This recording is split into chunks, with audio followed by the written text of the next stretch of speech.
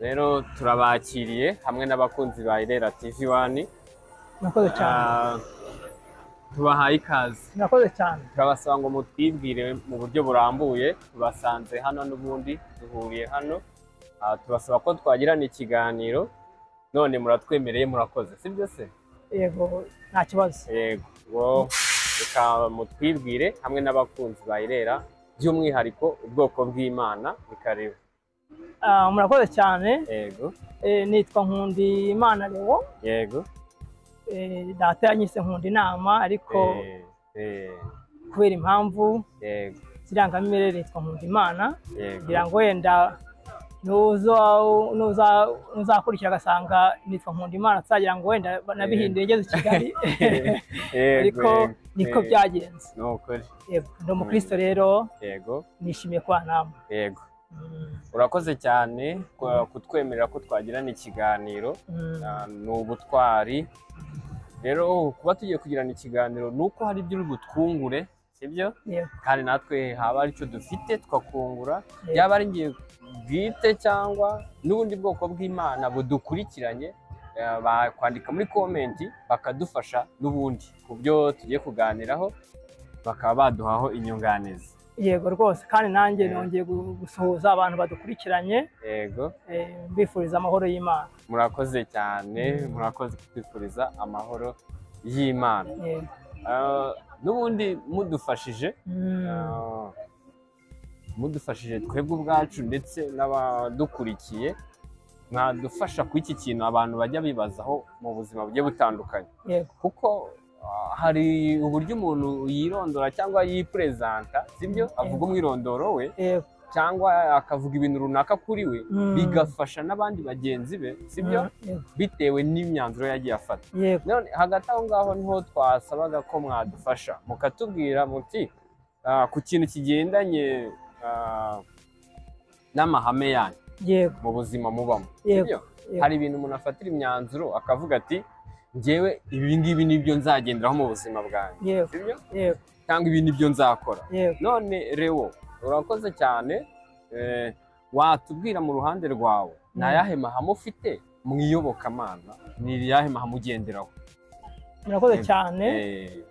Njyewe amahame yo mu iyobokamana nayashyira nko mu byiciro nka bitatu. Yego. Aya mbere nuko navutse nkasanga data na mama, ababyeyi banjye, umuryango mvukamo ari abakirisitu basenga, bangisha kujya mu rusengero. Mu muryango rero hari ubwo bantoje Imana. Ibyo byatumye hari uko nyumva narayitojwe. Bwa kabiri ni uburyo Imana nyihuza, ko nageze mu ishuri nyihuza n'icyo abanditsi benshi bagenda bavuga, usibye na Bibiliya yonyine, cyangwa ukuntu abantu bagiye banabayeho. Icya gatatu ni Imana nyihuza n'uburyo sosiyete mba nyibona, byose ari ibintu ngenda mbonamo Imana, nyumva mu buryo ubwo ngubwo nkubwiye mu ha butatu. Yego. Urakoze cyane ku gisubizo duhaye. Uragira uti hari ibyo nshingiraho ku by'abambanjirije cyangwa nkomokaho, sibyo? Ariko tugendeye ahantu wenda ugenda uteranira, mwagiye musengana mufatikaniriza hamwe, wowe ukavuga uti hari ikintu runaka, hari umurongo ngenderaho mu iyobokamana, cyangwa hari imyanzuro nafashe mu iyobokamana. None ku ruhande rwawe wenda nk'imyanzuro wafashe ku iyobokamana, wagenda utubwiraho nk'ingero? Icyo nafashe mu iyobokamana ni uko Imana ari urukundo. Imana ni inyembaraga. Kandi Imana ntihinduka.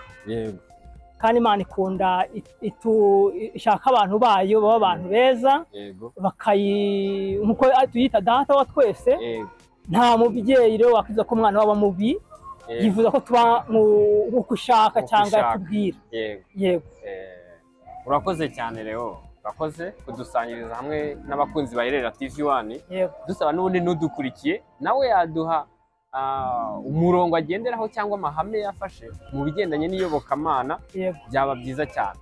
Rero tugarutse niba ntabwo ari uburyo bwo kwinjira mu buzima bwawe sibyo cyangwa mu buryo ubayeho, twagira ngo dufashe tubwire mu bigendanye n'iyobokamana uteganya iki ejo hazaza mu igenamigambi ryawe, uteganya iki icyo wakora? Urabona abantu tujya tugira imishinga cyangwa bizinesi, umuntu akavuga ati ejo nzajya guhinga ahantu sibyo, cyangwa uriya murima wanjye ndashaka kuzahingamo ibi n'ibi sibyo.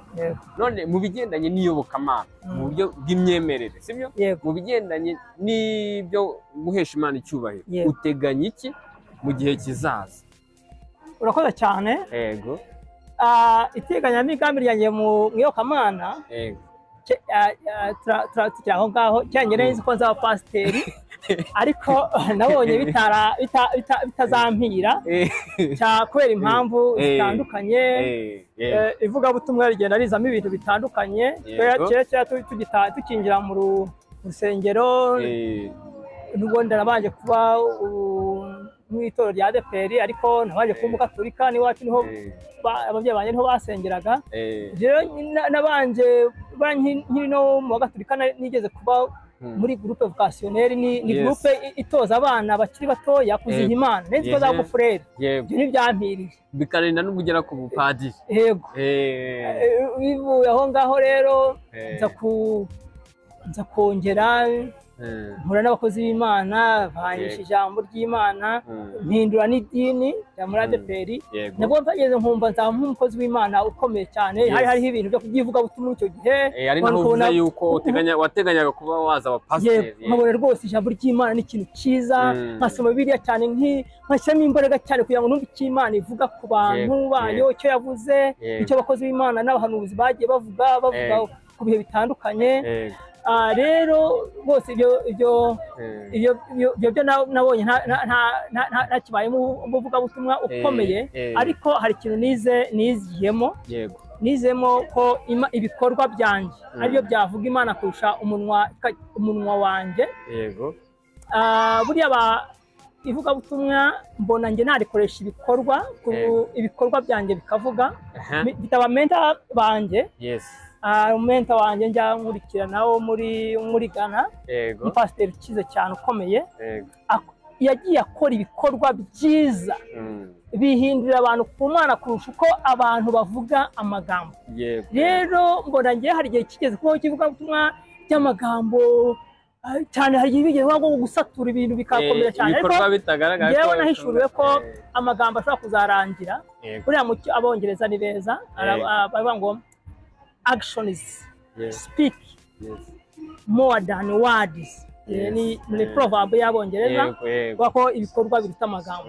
Rero mbona ibikorwa byanjye jewe mu hazaza hanjye nabyo byakwiye kujyana abantu ku Mana, bikavuga bikabikorwa byiza bisobanura kurusha uko njye nababwira urabona ngo ibi nibi ngo bajyana aha ngaha. Oya, numva atari wo murongo wanjye, nahisemo numva ngo ibikorwa byiza njye nakora nkabikorera abantu batandukanye, imvugo nziza nagira izaba uburyo nitwara muri sosiyete, ushaka kuzagira ivugabutumwa kurusha uko nayambwira abantu ngo nimuze mbabwire. Urakoze cyane. Icyo kintu ni cyiza kandi ni cy'ingenzi, na Yesu Kristo yagiye agikomozaho ku byo kuvuga ngo abo ngabo bavuga yuko banyubaha cyangwa banyubahisha cyangwa bari mu murongo w'abajya mu bwami, ngo muzabamenyera ku mbuto zabo. Rero nizo wowe ugarukaho uravuga uti njyewe imirimo niyo ndimo kubona yuko ngomba gushyiraho imbaraga kuruta uko navuga ibyo nari bubashe gukora. Yego, urakoze cyane ku bw'icyo kintu utugejejeho kandi ni icy'ingenzi. Rero hari ibintu byinshi cyane abantu tugenda twibazaho. Urabona hari igitabo cyitwa Bibiliya. Abantu benshi impande n'impande baragikoresha cyangwa baracyifashisha mu bigendanye n'iyobokamana, sibyo? Ariko hari umuntu uba utarimo kumva iyo Bibiliya runaka ko twumvisha yivuga gutya, n'uriya akavuga ibinyuranye n'ibyo undi yavuze, sibyo? Ubundi Bibiliya ni iki? Tuyifate nk'iki? Uwo kuyumva uyisobanukiwe, Bibiliya ni iki? Bibiliya rero njyewe uko nyifata, nyifata ku buryo bubiri. Nyifata nk'igitabo cyiza cyayobora umuntu ku buzima bwiza, ariko kikamujyana ahantu aba umuntu sosiyete cyangwa uko ntekereza Imana yamubona neza nk'umuntu w'umumaro sosiyete cyangwa akamumaro ku Mana bitewe na misiyo Imana idushakaho.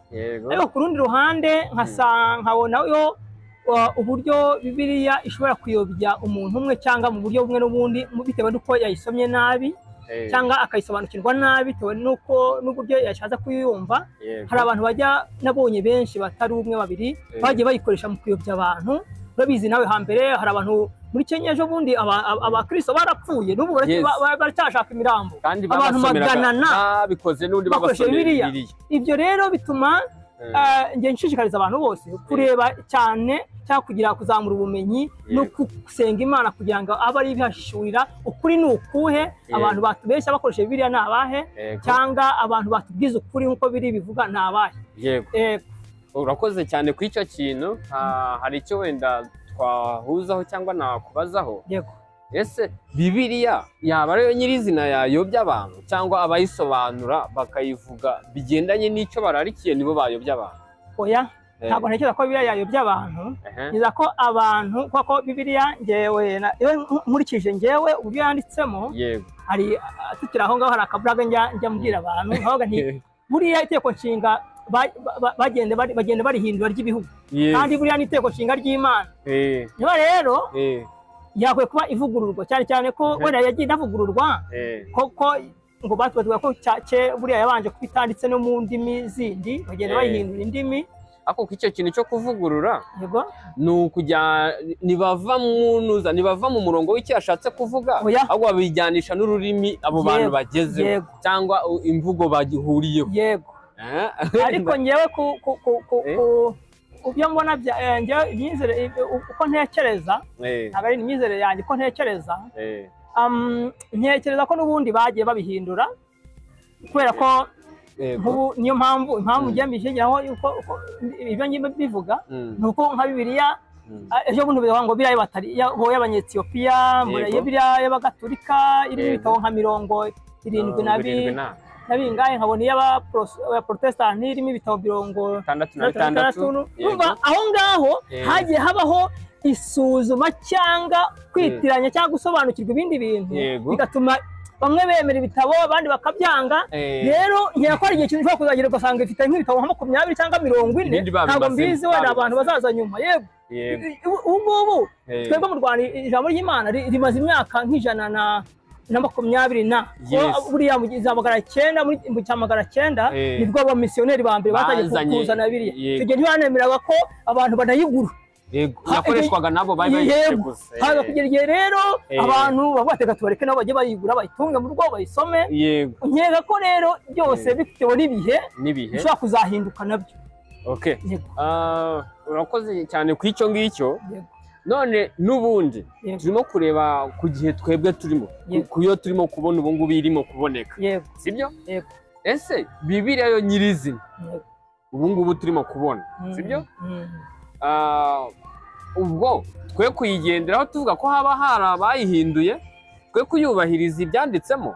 Oya, ntabwo tuvuga ngo wenda baba barabihinduye. Oya, ntabwo ndabibona Bibiliya usibye na Bibiliya n'abandi bavandimwe b'Abayisilamu ntabwo Korani ijya ivuga ibintu bibi, ntabwo igeze ivuga ngo ugenda urwane, ngo angana, ngo genda usambane, ngo genda wicane, ubangamire mugenzi wawe, gusuzugure. Umurongo wa Bibiliya mbona umuntu wese agerageje kuwugenderamo akawusobanurira, tukagira abantu bayisobanura neza, mbona rwose isi y'abaparadizo. Ntabwo yayobya abantu.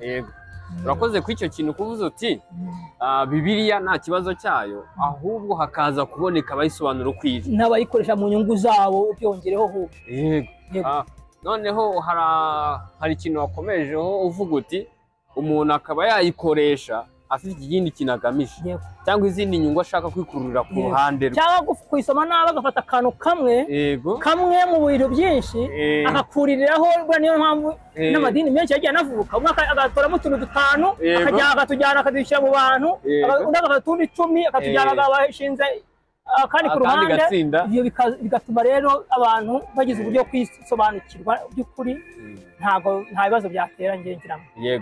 urakoze ku icyo kintu. Urumva n'ubundi nimba birimo gusobanurwa n'abantu batandukanye babaye bamo kubivuga nk'uko biri nk'uko iri, bose bahuriza mu murongo umwe, bakumva ko riratsinda ridatandukanye na ririya riri hariya, kuko bose bari mu murongo wo gusobanura igitabo kimwe kandi barimo kukivugaho kimwe. Ariko mu gihe barimo kugisobanuraho mu buryo butandukanye, urumva niho handi harazamo ikibazo. Niho handi harazamo ikibazo. Ahubwo buriya nibadatunga neza buriya Bibiliya ishobora no kuzagira aho bidakontrolowe.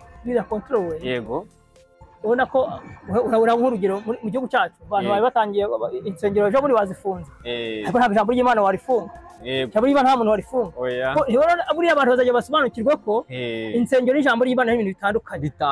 Bibiliya twagura muri bookshop, ibitabo by'amaguriro, twisoma muri wawe kandi ukamenya icyo Imana ivuga, ukamenya ikirimo kukumenyesha. Ikindi cya kabiri, buriya hambere nta kaburage nko mu rusengero imyaka amazemo kunyigishanya n'umuntu ugeze mu rusengero bwa mbere n'ibyo cyangwa ntabwo ari ibyo. Hari inyigisho z'abaje vuba n'abamazemo igihe runaka n'abandi abantu bakwiye kugira inyigisho zitandukanye, kuko bari ku kigero kimwe. Reba nko mu myaka yanjye cyangwa nka 40 na 50 ugiye kubwira umuntu ngo urukundo ngo mukundane, urukundo umuntu arutozwa akiri mutoya.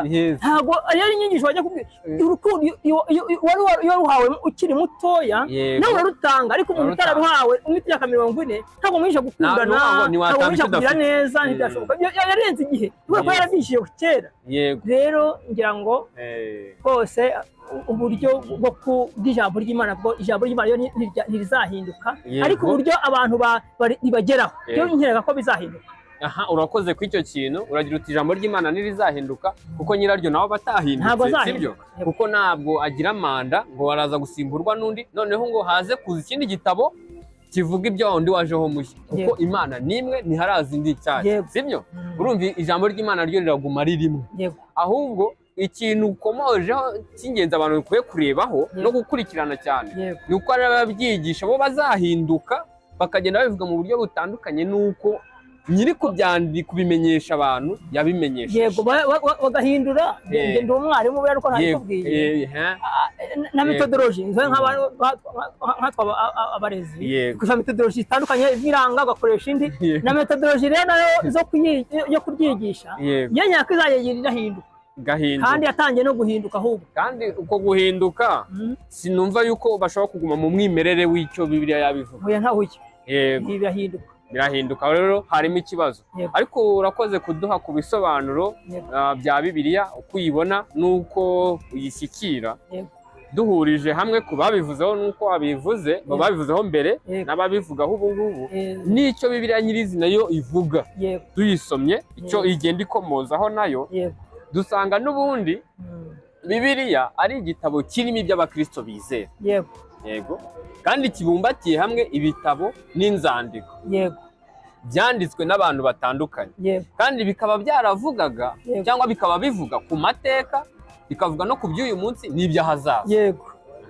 Kandi tugasanga Bibiliya harimo n'iby'Imana yavuze nyirizina mvugo yayo. Rero urakoze ku bw'icyo ngicyo. Ako tugarutse gato Leo, wakoze gukomeza kutuganiriza, kandi n'abakunzi ba Irera TV1 twasaba ngo kugira ngo umuntu ufite inyunganizi n'igitekerezo mwabitugezaho cyane, ufite ikibazo akaba badufashe rwose kubw'ingingo mudufashe. Ni ukuri. Tugarutse gato wadufasha ukatubwira ubundi nyirizina akamaro k'iyo Bibiliya, izo nyigisho zo muri Bibiliya, sibyo? Akamaro kayo ubundi ni nk'akahe? Akamaro ka Bibiliya wenda nabyo akamaro ka Bibiliya njyewe uko nyibona, Bibiliya ni igitabo wasoma ukaba umukire iyo buri financial mu bifatika. Bifatika rwose by'amafaranga. Ntabizi hambere hari abantu bashinga amabutike abakomera kubera baha akazina ko kwa murokore. Hari abandi bafata imodoka zabo bakazarika amagambo y'Imana kugira ngo wenda abantu bazikunde. Ibyo ntabwo ari byo njyaga, ariko umuntu wese wayagendeyemo abantu bamugira icyizere agatera imbere, agakora business atabeshya, abantu bakamwishimira. Ubwo ni uburyo bumwe buri financial bwamujyamo umumaro. Ubundi buryo ni uburyo buri spiritual cyangwa spiritual mpuzamahanga, uburyo twakwita mu buryo bw'umwuka. Urabona buriya biraharwa ngo umuntu w'imbere gahora aba mushya, ariko inyuma we ahuza gusaza inyuma arushaho gusaza ariko w'imbere agenda bamushya ijambo ry'Imana rimugira mushya Jakob ufite ibibazo utahugiye kwe ibintu byakomeye inzu n'abantu bakodesha i Kigali inzara ukareba intambara ariko ijambo ry'Imana rikakugira mushya w'imbere bigatuma n'uw'inyuma byungukiramo ubwo n'uburyo buri spiritual ijambo ry'Imana ni inyungu ujya mu rusengero wihebye ubona ibintu byacitse ukumva urahembutse n'uburyo buri spiritual ubwa gatatu ni uburyo buri sociale urabizi itwigisha uburyo kubana n'abantu gusangira n'abantu umuntu usangira n'abantu ubana n'abantu neza utagira ibibazo n'abandi umuntu muri sosiyete abigiramo inyungu ko abigiramo inyungu yo kubana n'abantu amahoro izo rero ni inyungu ziri sociale cyangwa imibanire myiza no mu bandi nayo ikabibamenyesha nta kibazo urakoze cyane ku bw'ako kamaro utumenyesheje n'ubundi cy'icyo gitabo cya Bibiliya n'abadukurikiye n'ubundi mudufashe muduhe n'ubundi namwe ako kamaro kabiri ubona ari akahe nyirizina dubwire nawe genda ukomozaho cyangwa niba ufiteho n'ikibazo wakibaza tukaba twaza gisubiza cyangwa twaba twanasaba nawe nubwo duhuye gutya tugahita tugirana ikiganiro ndatekereza ko uyu murongo nawe wawukurikira ukaba wasubiza komenti iyo wenda wababajijweho ikibazo kandi natwe ntabwo tuba tugiye kure yabyo natwe turafatikanya tukaba twasubiza ku kibazo cyaba cyabajijwe cyane mu kiganiro cyazakurikiraho mudufashe bene data bwoko bw'Imana mudufashe urakoze ko iki kintu cyo kuvuga ku kamaro ka Bibiliya mu buryo bwo gufashanya n'ubundi twese hamwe niyo ugiye gusoma muri icyo gitabo cya Bibiliya nyirizina usanga hari akamaro kayo ivuga ugasoma muri yo usanga yerekana akamaro kayo niyo tugiye gufatikanya tukarebera hamwe akamaro kayo dusomye Petero wa kabiri igice cya mbere Petero wa kabiri igice cya mbere kuva ku murongo wa 20 kugera kuri 21 turebe ikintu havuga ku kamaro ka Bibiliya haravuga ngo ariko mubanze kumenya yuko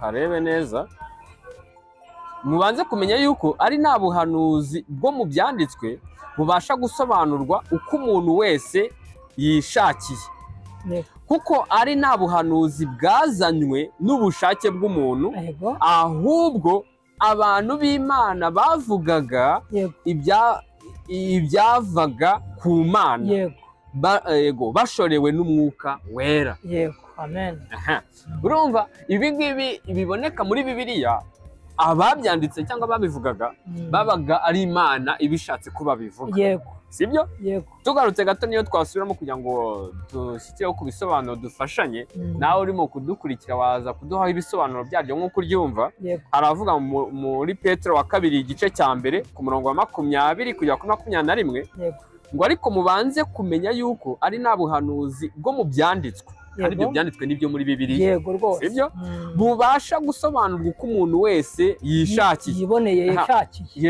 byumvikane ko nta muntu ugomba gusobanura Bibiliya ku bw'amarariye sibyo n'amarangamutima cyangwa ibibazo afite cyangwa uko abayeho cyangwa ngo nuko abonye umuntu runaka ameze gutya ngo rikamusobanurire gutyo ahubwo nabivuge uko Bibiliya yishatse ko bivuga noneho hakavuga ngo kuko ari nta buhanuzi bwazanywe n'ubushake bw'umuntu ngo ahubwo abantu b'Imana bavugaga ibyavaga ku Mana bashorewe n'umwuka wera bishatse kuvuga iki turimo kureba n'ubundi aka kamaro ka Bibiliya n'ubundi iri jambo ririmo kugaragaza yuko riba ryivuye ku Mana cyangwa ryageze kuri twebwe rivuye ku Mana yacu kandi ari nayo tuvuga twese yuko tuzasanga mu ijuru numva yuko hano mu kwerura nyirizina herekana yuko dukwiye kureba kuri iri jambo ryayo niturebe ku bushake bw'abantu nk'uko nayo yavuze ngo kuko ari nta buhanuzi bwazanywe n'ubushake bw'umuntu ijambo ry'Imana rirasobanutse cyane urakoze cyane buri ijambo ry'Imana rirasobanutse cyane nta rujijo rurimo abantu bose bazabimenye aha tuzagira kera hariho hariho umuhanuzi umwe narinzi ngo irabishe ngo irabishe ariko ukabona bihuza nuko we ateye agira uburakari agira umujinya agira ifuhe uriya babango gifite ifuhe ry'Imana nta muntu wagira ifuhe ry'Imana Imana yikundira abantu bayo kandi ifite ububasha bwo kubageraho ikabereka nta muntu wajya kurigira ifuhe rero ko irabishoboye gusa ntekereza ko hari igihe amarangamutima y'umuhanuzi ashobora kujya gusa amutwara akamurusha imbaraga cyangwa kamere ikamurusha imbaraga noneho agashaka ko abantu banamwizera bakaba bagira ngo uko nubundi avuze ibintu bakaba batubwira n'Imana yabimubwiye